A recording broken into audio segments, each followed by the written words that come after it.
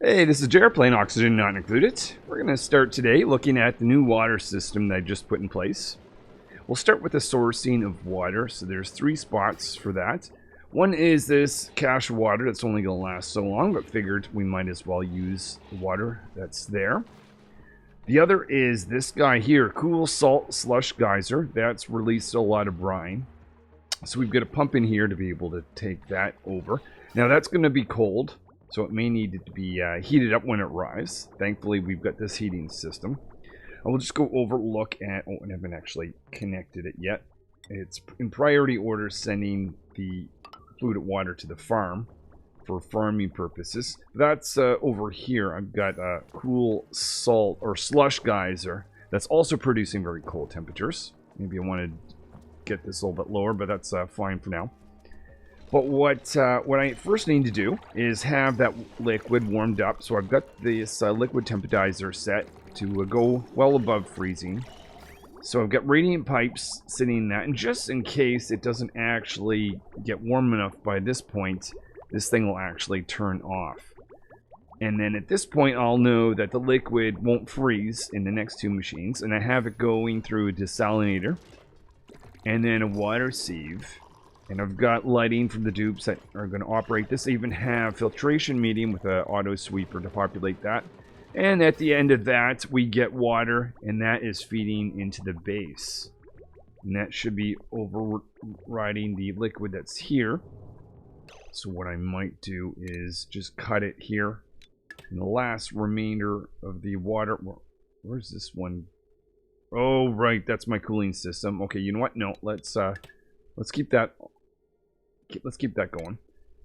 Don't want to disable that. But I do want to disable this guy here, and I like to drain the pipe, so maybe what I'll do is just have it connect. Not a lot of space here, but I'll worry about that after. But now, that's my water system. This is going to provide water for my base, which is necessary for oxygen, necessary for the showers and washrooms. It's also necessary over in this base for all their life-sustaining purposes, plus the oil well. Next project I have is automatic sulfur loading into this farm. Didn't have that there before, so that's going to take sulfur. Well, I'm just going to up the priority this by 1. Always forget that bit. So the dupes put that sulfur into the bin, and auto sweeper is going to pump that into the line and put it into these receptacles, and I'll be able to get sulfur automatically loaded. I've got a similar setup already for phosphorite and for dirt up here. So that just saves a little bit of labor intensive work, so I can concentrate on some other projects. Speaking of which, I will go ahead on that. So my next project is aimed at solving the oxygen not getting into the ammo suits. I've been relying on this system over here, polluted water to oxygen.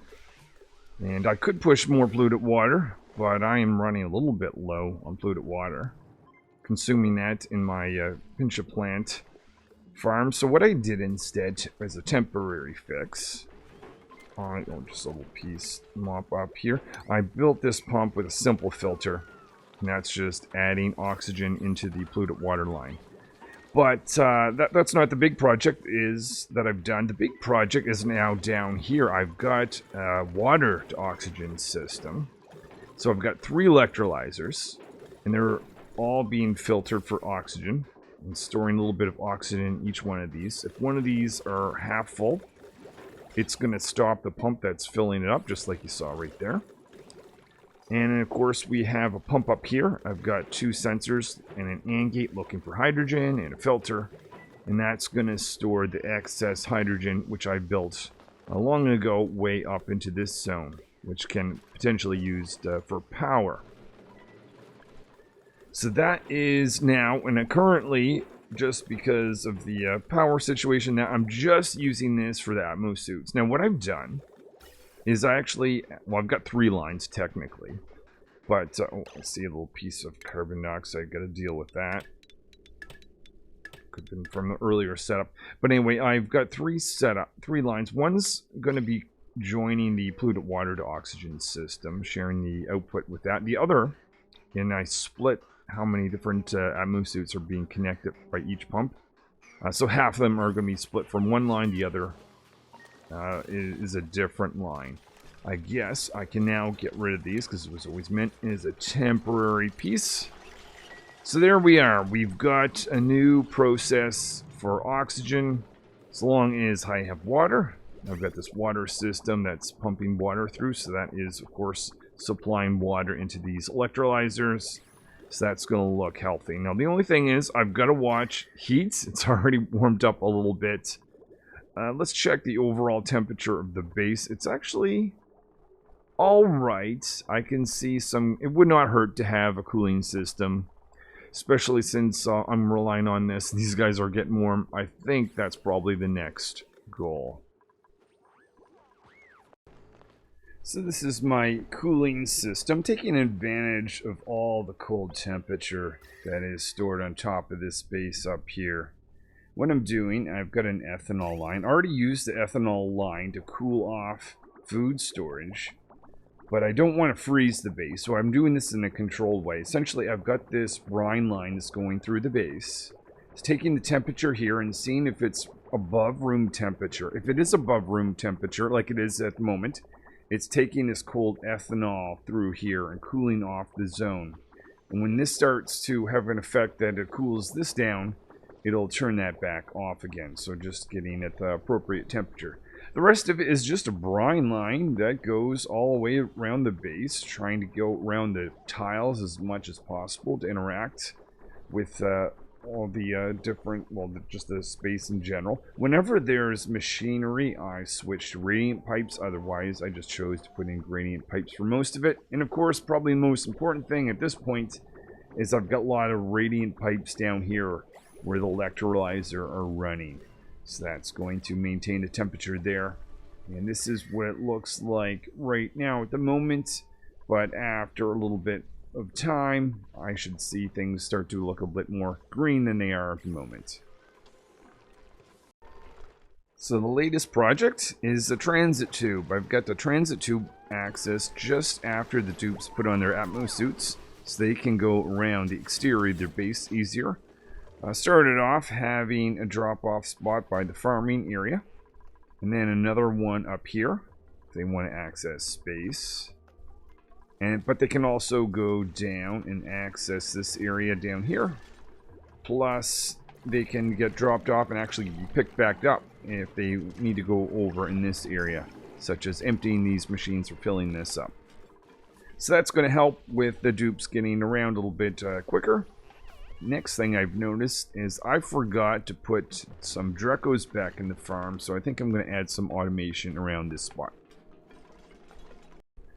So here's the new Dreco setup. First of all, I've got teleportation equipment in and out of the zone. I dug out this area. We put in some hydrogen.